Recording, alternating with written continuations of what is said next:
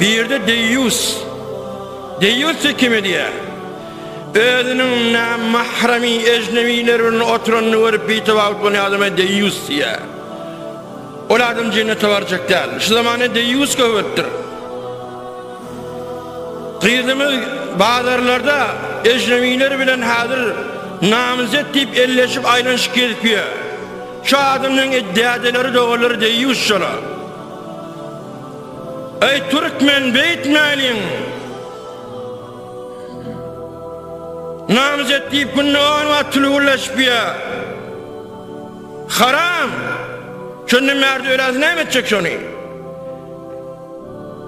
Ya nikahı, berdi nikahı iman ahulla. Toy etsin. Halka görelle onu ya bağdırdani. Kıyız bir örklü gezip ya. Kim milyon nikah denini? Hem mekşibet bin oluyor. Düktörlüğün yanına, mühendisliğin yanına gelip de namusunu gelip oturtmak deyyustur oturtyan adamla. Oturtma namusunu birin yanına koyup görün peydandan zahar gör. Peydası yok yok. Ne peyda olurum ondan? Hangi Türkmen? Bu teklerde, pasajlarda kıydığını nümayiş koyup muamele ettiriyen deyyus. Deyyus sen ne mi?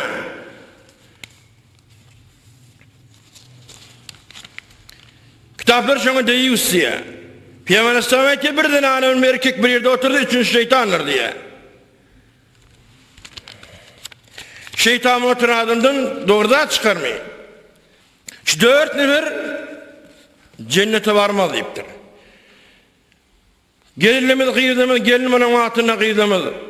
Perk şada var, aytıra oynuyor. Hadır nikahda yok. Var nikah avadın.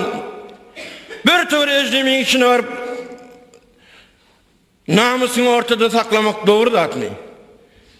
Ya iş tegelenip ortada şuna körek bilen kıyız bilen gelene raks ettiriyerler. Musulmanı etmeni işimşi. Ay doğun çıkılan beytmelin dargap var yarısı.